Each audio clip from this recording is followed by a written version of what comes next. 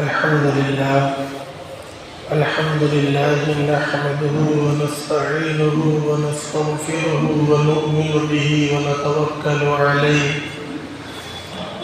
ونعوذ بالله من شرور أنفسنا ومن سيئات أعمالنا من يهده الله فلا مضل له ومن يضلل فلا هادي له ونشهد أن لا إله إلا الله وحده لا شريك له ونشهد أن سيدنا ومولانا محمدا عبده ورسوله أما بعد فعن أبي هريرة رضي الله تعالى عنه قال قال رسول الله صلى الله عليه وسلم من صام رمضان إيمانا واحتسابا غفر له ما تقدم من ذنبه ومن قام رمضان إيمانا واحتسابا غفر له ما تقدم من ذنبه ومن قام ليلة القدر إيمانا واحتسابا غفر له ما تقدم من ذنبه أو كما قال النبي صلى الله عليه وسلم. معزز سامعین، قابل احترام بزرگوں اور نوجوان ساتھیوں، رمضان المبارک میں پڑھنے والا یہ پہلا جمعہ ہے۔ اللہ رب العزت نے اس مہینے کو بہت ہی عظمت والا مہینہ بنایا ہے۔ اس مہینے کی شان کو اللہ رب العزت نے بہت اونچا کر دیا ہے۔ اس کی رحمت، اس کی برکت اور اس میں عطا ہونے والے اللہ رب العزت کے انعامات شمار سے باہر ہیں۔ ہم اور آپ اس کا اندازہ نہیں لگا سکتے۔ اس قدر اللہ رب العزت کا اس مہینے میں انعام و اکرام ہوتا ہے۔ تمام نیکیوں کا جو ثواب ہے اس کے بارے میں آپ سب اصول جانتے ہیں کہ کسی بھی نیکی کا اجر 10 گنا بڑھا دیا جاتا ہے اور بڑھتے بڑھتے 700 گنا تک بھی ایک نیکی کا اجر بڑھا دیا جاتا ہے۔ مگر اس اصول اور ضابطے سے اللہ رب العزت نے روزے کے عمل کو مستثنی رکھا ہے۔ فرمایا فَإِنَّهُ لِي وَأَنَا أَجْزِي بِهِ، یہ روزہ خالص میرے لیے ہے اور میں ہی اس کا بدلہ دوں گا۔ اس میں وہ ضابطہ نہیں ہے 10 سے لے کر 700 والا۔ اللہ رب العزت نے اس کے ثواب اور اس کے انعام کو اپنے ساتھ خاص کر رکھا ہے، جس سے اس کی عظمت اور اس کی رحمت اور برکت کا اندازہ ہوتا ہے۔ محترم بھائیوں اور دوستوں، رمضان المبارک کی ہر گھڑی نہایت قیمتی ہے۔ ہم سب کو چاہیے کہ رمضان المبارک کے پورے وقت کو وصول کریں، اس کے ہر لمحے کو کامیاب بنائیں۔ ہم اگر اس میں غفلت کریں گے تو اس کا نقصان بھی بہت بڑا ہے۔ اس لیے میں یہ چاہتا ہوں کہ رمضان المبارک کی وصولیابی کیسے ہوگی، بس مختصراً اسی پر کچھ معروضات پیش کی جائیں۔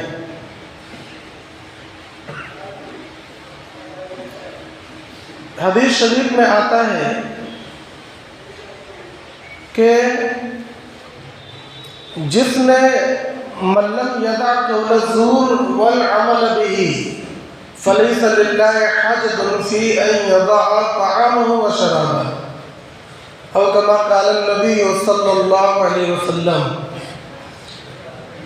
کیا فرمایا کہ جس نے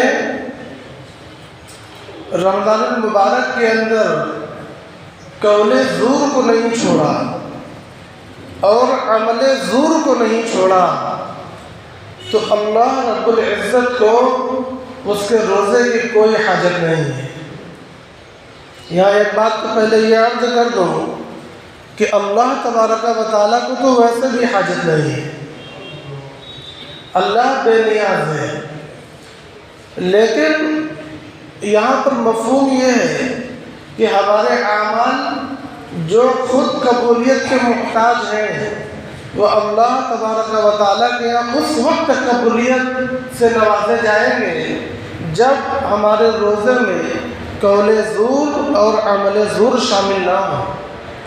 اگر قول زور یا عمل زور ہمارے روزے میں شامل ہوگا، ہمارے اعمال میں پایا جائے گا، تو ایک دم صاف انکار کر دیا کہ اللہ کو کوئی ضرورت نہیں ہے تمہارے اعمال کی، تم جانو تمہارا اعمال جانے، یعنی وہ سب کے سب بیکار ہوں گے، وہ سب کے سب برباد ہو جائیں گے۔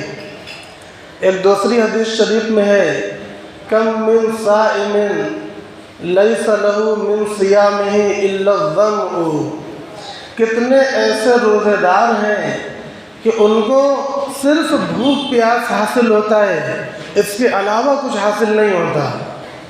وَكَمْ مِنْ قَائِمٍ لَيْسَ لَهُ مِنْ قِيَامِهِ إِلَّا السَّحْرُ، اور کتنے ایسے رات میں کھڑے ہو کر نماز پڑھنے والے ہیں کہ ان کو صرف جگہ حاصل ہوتا ہے اور کوئی چیز حاصل نہیں ہوتی۔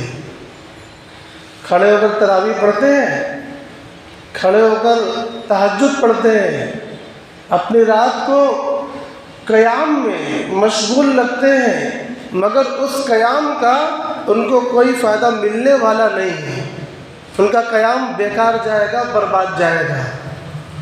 یہ ہے سب سے اہم نقطہ جس پر ہماری پوری نظر ہونی چاہیے کہ ایسا نہ ہو کہ ہم لوگوں کو رمضان المبارک کا مہینہ ملا اور ہم نے اعمال کیے تو وہ اعمال برباد ہو جائیں، ایسا نہیں ہونا چاہیے۔ اول بات تو یہ ہے کہ رمضان المبارک ملا، آئندہ سال ملے گا یا نہیں اس کی کوئی گارنٹی تو نہیں ہے، اس لیے ایک بات تو یہ ہے کہ ابھی جو موجود ہے بس اسی موجود کے مطابق اعمال پر لگ جائے، ہے نا؟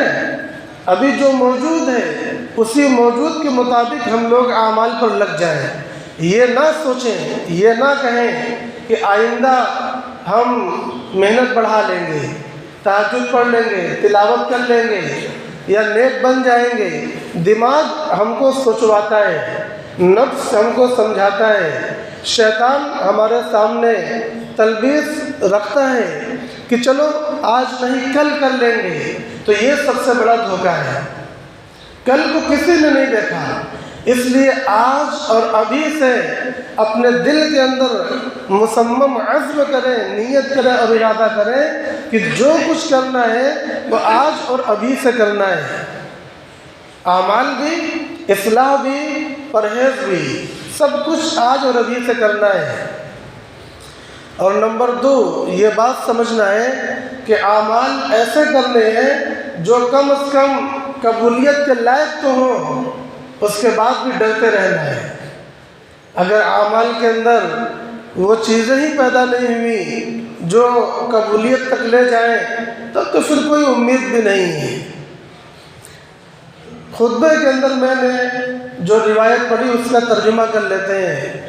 حضرت ابو ہریرہ رضی اللہ تعالیٰ عنہ کی روایت ہے، فرماتے ہیں کہ نبی پاک صلی اللہ علیہ وسلم نے ارشاد فرمایا من صام رمضان ایمانا واحتسابا، جس نے رمضان کا روزہ رکھا ایمان سمجھ کر، ایمان سمجھ کر سمجھے۔ ایک حدیث شریف ہے بنی الاسلام علی 5، اسلام کی بنیاد 5 چیزوں پر ہے، وہ کتاب الایمان کے اندر روایت آتی ہے، اس میں یہ بھی ہے صوم رمضان۔ تو یہ رمضان، یہ جو روزہ ہے یہ اسلام کے بنیادی پیلر، یہ بنیادی فرائض اور عبادات میں سے ہے، اس کا سیدھے سیدھے تعلق ایمان کے ساتھ ہے۔ یہ تو دیکھنے میں عمل ہے لیکن عقیدے کے اعتبار سے یہ ایمان ہے۔ تو جو یہ سمجھے کہ ہمارے رب نے ہم پر یہ روزہ فرض کیا ہے اور اس کو ماننا، اس کو رکھنا ایمان ہے، اس لیے اپنے ایمان کے تقاضے پر چلتے ہوئے ہم روزہ رکھیں گے، وہ یہ سمجھ کر روزہ رکھتا ہے تو ایمانن کا مفہوم یہ ہے، ایمان سمجھ کر، واحتساباً، اور ثواب کی امید کے ساتھ کہ اللہ نے اس پر ثواب کا وعدہ کیا ہے، ہمارے رسول نے اس پر ثواب کی بشارت دی ہے، تو وہ سب باتیں برحق ہیں۔ ہم روزہ رکھیں گے تو ہم کو ثواب ملے گا، اللہ کی رضامندی ملے گی، اللہ کی محبت ملے گی، یہ سمجھ کر وہ روزہ رکھتا ہے تو پھر پتہ ہے آگے اس کا انجام کیا ہے، غفر لہ ما تقدم من ذنبہ، اس کی پچھلی زندگی میں جو گناہ ہوئے ہیں اور جو غفلت میں وقت گزرے ہیں، جو لا یعنی کے اندر اس نے اپنے اوقات کو گزارا ہے، زبانوں سے بد پرہیزی بھئی، آنکھوں سے بد پرہیزی ہوئی، کان سے بد پرہیزی ہوئی، اعضاء اور جوارح سے بد پرہیزی ہوئی، وہ جو گناہ کا مجموعہ جمع ہو گیا ہے، فرمایا غفر لہ ما تقدم من ذنبہ، اس کے پچھلے تمام گناہوں کو بخش دیا جائے گا۔ اور ہم لوگوں کی تمام محنتوں کا نچوڑ یہی ہے کہ ہماری بخشش ہو جائے، ہماری نماز، ہمارا روزہ، ہماری دعائیں، ہماری تلاوت، غریبوں کے ساتھ حسن سلوک اور اپنوں کے ساتھ حسن سلوک اور صبر کر جانا اور سہ جانا اور مٹ جانا، یہ سب صرف اس لیے ہے کہ اللہ کی رضا حاصل ہو جائے اور اللہ کی مغفرت مل جائے۔ یہ آج کتنی آسانی کے ساتھ ملنے کے لیے تیار ہے۔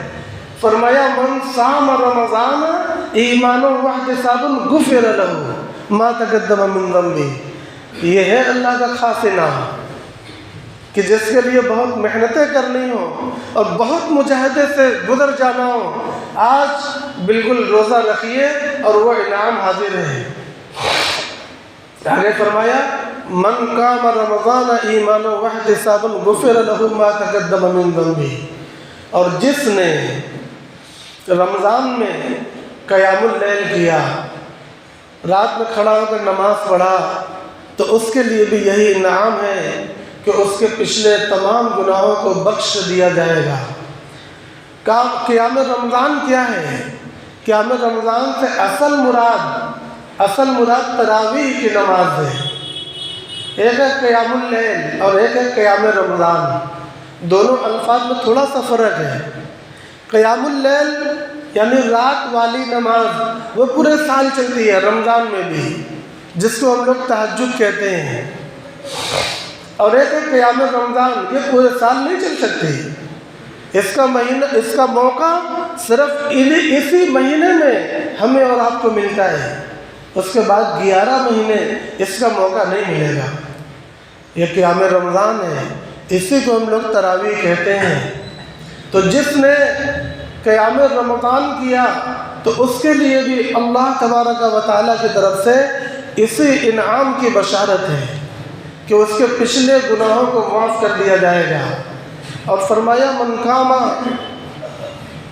لیلۃ القدر ایمانا واحتسابا غفر لہ ما تقدم من ذنبہ، کہ جس نے لیلۃ القدر میں قیام رمضان کیا یعنی تراویح پڑھا، اور اس میں ضمناً تہجد بھی شامل ہے، یعنی تراویح اور تہجد پڑھا تو اس کے پچھلے گناہوں کو معاف کر دیا جائے گا۔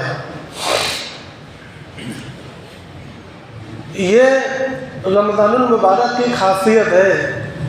اب ہمیں یہ سمجھنا ہے، غور ہمیں یہ کرنا ہے کہ ہم روزہ رکھتے ہیں اور ہم تراویح بھی پڑھتے ہیں اور ہم تہجد بھی پڑھتے ہیں، تو کیا ہمارا روزہ اور ہماری تراویح اور ہماری تہجد کامل اور مکمل ہے، وہ اس درجے میں ہے کہ جو اس انعام کو پانے کی مستحق ہو سکے، ہمیں اس بات پر غور کرنا ہے۔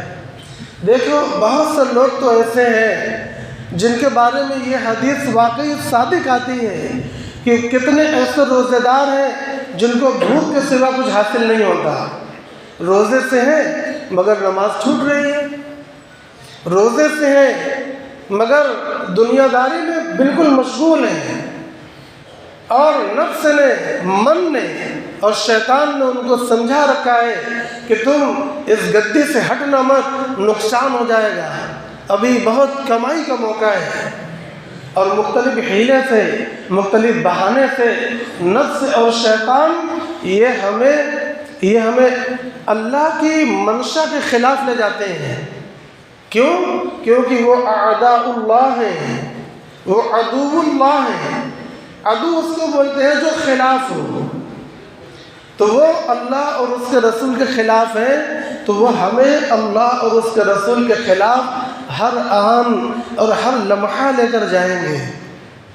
ہمارے اندر اس کی جنگ تب تک چلے گی جب تک ہماری روح ہمارے بدن میں باقی ہے، یہ لڑائی چلتی رہے گی، نہ نفس ختم ہوگا، نہ نیکی ختم ہوگی، نہ برائی ختم ہوگی، یہ لڑائیاں چلتی رہیں گی۔ کوئی یہ چاہے کہ ہم ایسے نیک بن جائے کہ صاحب کبھی برائی کے خیال بھی پیدا نہ ہو، تو یہ ناممکن ہے، ایسا نہیں ہوتا۔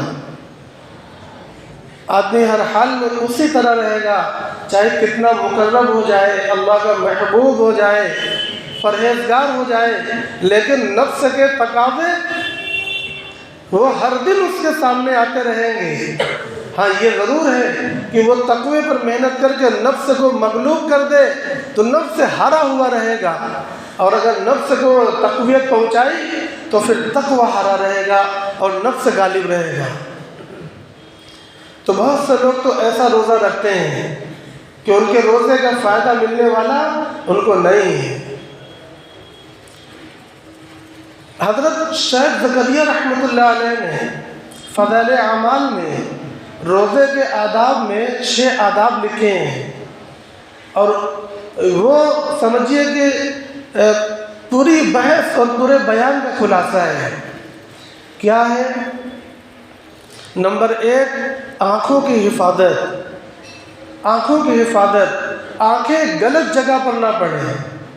یہاں تک روزے کا تقاضا ہے کہ شہوت کے ساتھ اپنی ہی بیوی پر، شہوت کے ساتھ اپنی ہی بیوی پر نظر نہ پڑے۔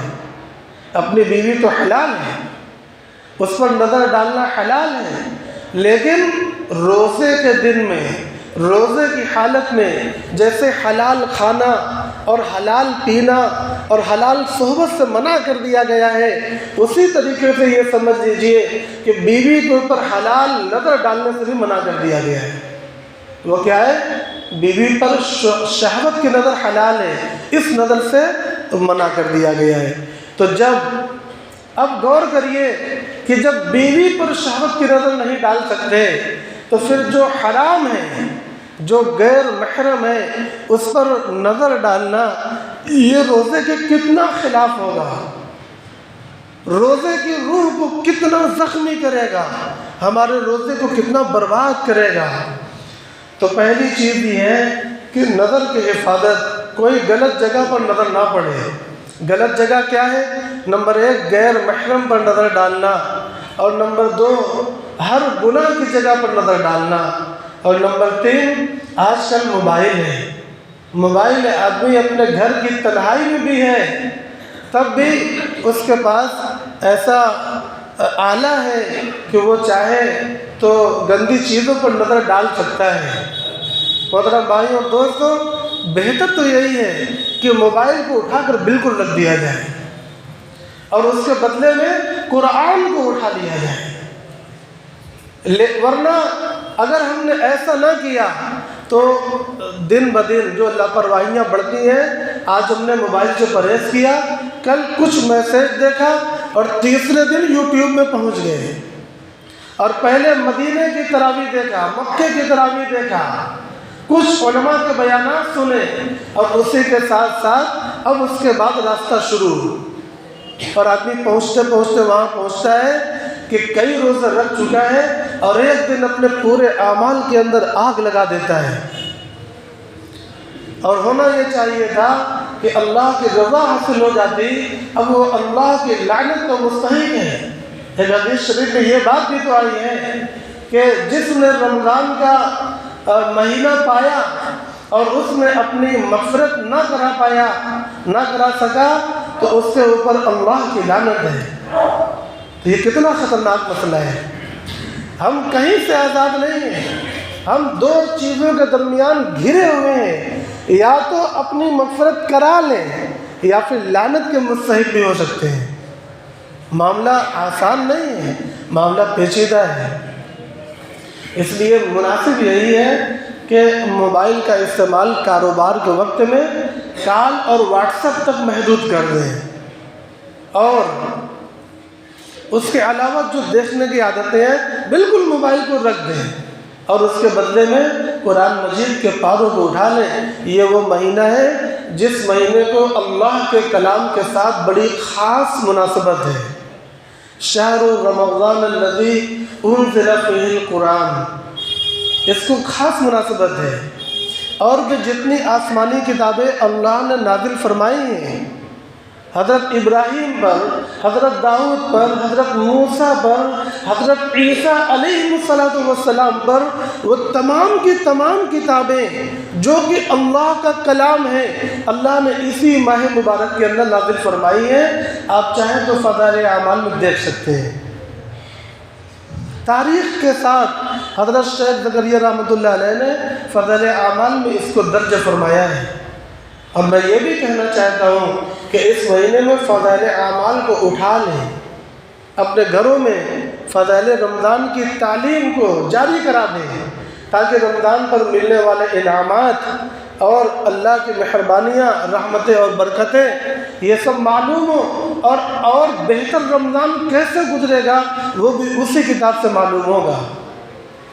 تو ابھی تو پہلی بات چل رہی تھی، 6 آداب میں سے پہلا ادب یہ ہے کہ نگاہوں کی حفاظت کرنا ہے۔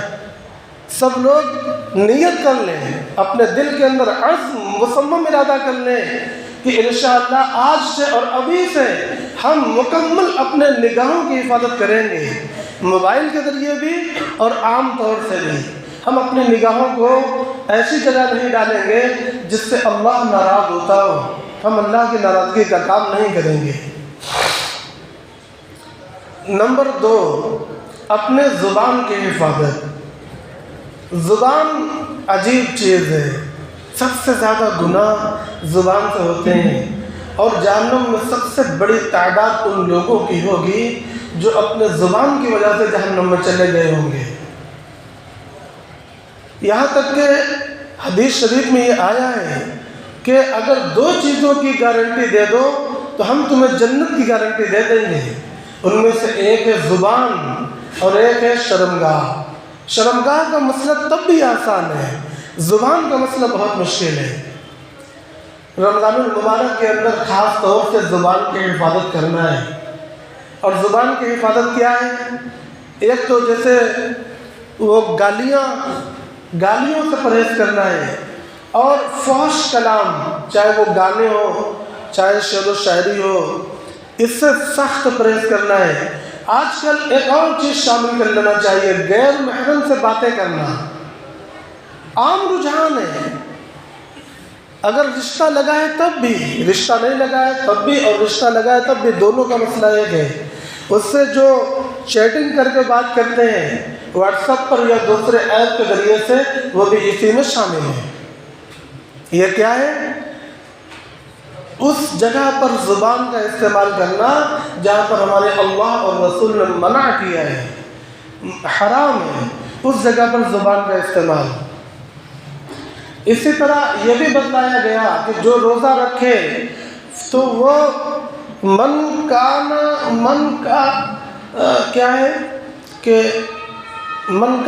یوم احدکم صوم یوم احدکم فلا یرفث ولا یسخر، کہ اگر تم میں سے کسی کا روزہ ہو تو وہ اس کو چاہیے کہ وہ فحش باتیں نہ کرے، شہوت کی باتیں، غیبت کی باتیں، چغل خوری کی باتیں اور دنیا داروں کی باتیں، بری باتیں، اور ولا یسخب، اور اس کو چاہیے کہ نہ چلائے۔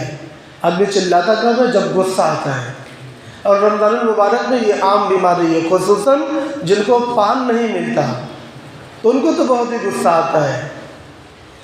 جن کو پان نہ ملے ان کے لیے بھی یہی مسئلہ ہے کہ کتنا بھی غصہ ہو، یہ بتایا گیا کہ یہ صبر کا مہینہ ہے، یہ صبر کا مہینہ ہے، اس میں صبر ہی کرنا ہے اور کچھ نہیں کرنا ہے، اور کسی قیمت پر نہیں چلانا ہے۔ اچھا، جو لوگ پان نہیں کھاتے، شام ہوتے ہوتے بھوک کے مارے ان کا بھی مزاج گرم ہو جاتا ہے، اس کے بعد گھر کی عورتیں ان کو سودا لینے کے لیے بھیج دیتی ہیں۔ اب صاحب دکاندار نے 2 بار نہیں سنا یا کچھ الٹا سیدھا کر دیا تو لڑائی ہونا پکا ہے۔ یہ روزے کی روح کے بہت خلاف ہے۔ دکاندار کو بھی صبر کرنا ہے، یہ بیان اس کے لیے بھی ہے، یہ تعلیم اس کے لیے بھی ہے، اور جو دکاندار نہیں ہے، خریدار ہے، اس کو بھی صبر کرنا ہے، اس کو بھی چیخنا چلانا نہیں ہے۔ یہاں تک حدیث شریف میں بتایا گیا کہ اگر کوئی آپ سے لڑے، آپ مت لڑیے، آپ کہہ دیجئے کہ بھئی میں تو روزے سے ہوں، میں نہیں لڑتا۔ یہ اسلام کی تعلیم ہے، کتنی خوبصورت ہے، اور یہ سب اس لیے ہے تاکہ ہمارا روزہ کامیاب ہو جائے۔ یہ زبان کی باتیں مختصر۔ اس کے بعد آئیے کان کی حفاظت۔ کان سے سننا، جو چیزیں، جن چیزوں کا بولنا حرام ہے ان چیزوں کا سننا بھی حرام ہے، تو کان کی بھی حفاظت۔ ایسا نہ ہو کہ صاحب ہم تو دانہ ہلا رہے ہیں تسبیح کا اور خاموش ہیں اور یہ سوچ رہے ہیں کہ ہم تو کچھ نہیں بول رہے ہیں، مگر بغل میں ایک آدمی بیٹھ کر غیبت کر رہا ہے اور اس کی غیبت ہم سن رہے ہیں۔ ایسا ہوتا ہے تو سننا بھی نہیں۔ یا تو اس جگہ پر یہ ہو کہ آپ ان کو روک دیں، یہ کیا ہو رہا ہے، آپ غیبت کر رہے ہیں روزہ رکھ کر، یا اگر آپ کی اتنی حیثیت نہیں ہے کہ ان کو روک سکیں تو آپ اٹھ کر وہاں سے چلے جائیں۔ منکر کو دیکھیں تو روک دیں، نہیں روک سکتے آپ اس کو برا سمجھ کر چلے جائیں، لیکن اصل بات ہے روک دینا، تاکہ ہمارا بھائی بھی وبال سے بچ جائے۔ تو یہ سننے میں حفاظت، خاص طور سے عورتوں کو اس کی بہت ضرورت ہے۔ عورتیں ملتی ہیں تو ہر گھر کی کہانی وہ شروع کر دیتی ہیں، اس میں برائی بھی ہوتی ہے کہ فلانی نے ایسے کیا اور ایسے کہا اور بڑا ظلم کیا اور اس کو نہیں دیا، نہیں لیا۔ یہ ساری باتیں غیبت کی ہیں یا چغل خوری کی ہیں یا کم از کم لایانی ہے۔ تو عورتوں کو بھی جو بیان مردوں کے لیے ہے وہ بیان عورتوں کے لیے بھی ہے۔ عورتوں کو بھی یہ چاہیے کہ اپنی زبان اور اپنے کان اور اپنی آنکھوں کی بھرپور حفاظت کر کے اپنے روزے کو کامیاب کریں۔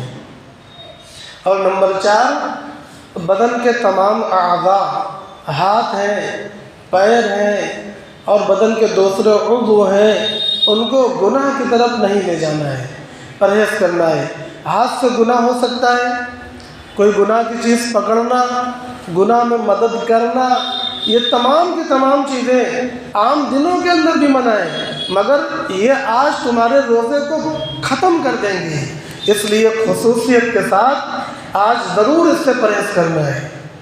لہذا ہاتھ اور پیر سے ہونے والے گناہ سے بھی پرہیز کرنا ہے۔ اور نمبر 5،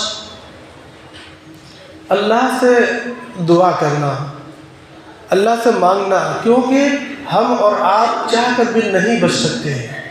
پڑھتے ہیں نا، لا حول ولا قوت الا باللہ، گناہوں سے بچنے کی طاقت اور نیکی کرنے کی طاقت یہ اللہ کی طرف سے عطا ہوتی ہے۔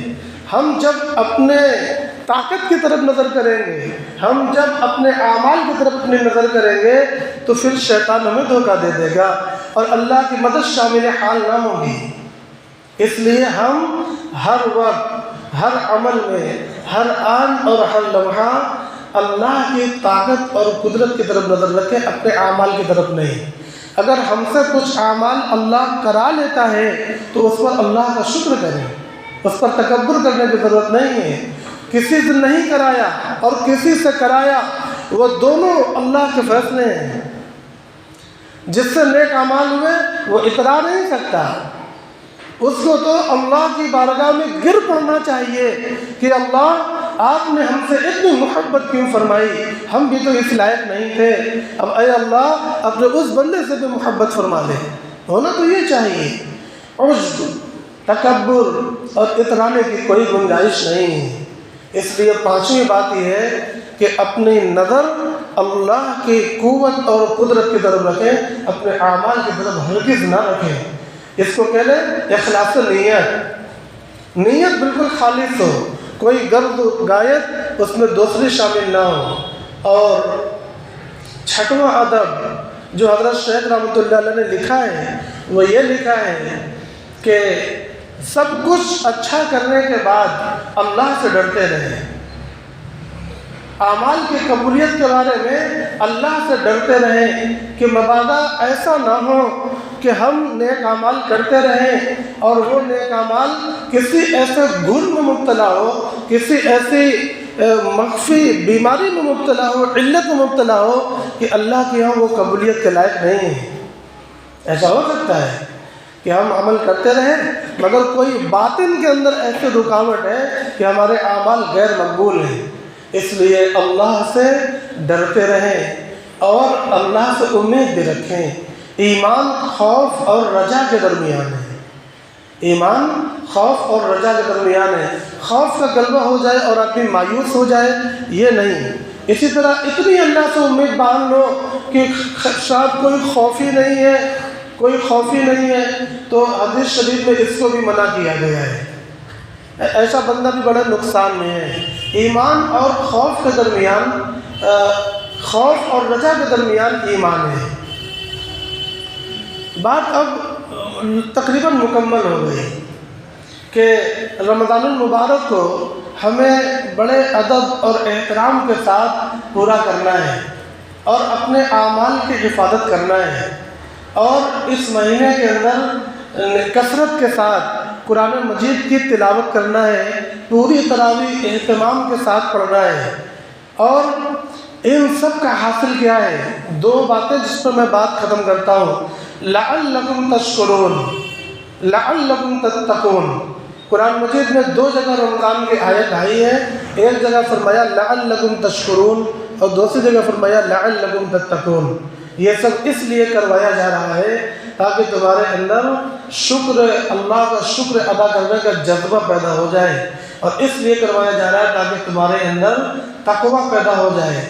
یعنی جن چیزوں سے اللہ نے منع کیا ہے، جن کو اللہ ناپسند کرتے ہیں، جو حرام ہے، مکروہ ہے، ان سے بچنے کی عادت پڑ جائے، اور یہ عادت اتنی پختہ ہو جائے کہ رمضان بھلے گزر جائے مگر شکر اور تقویٰ کی عادت نہیں جانا چاہیے۔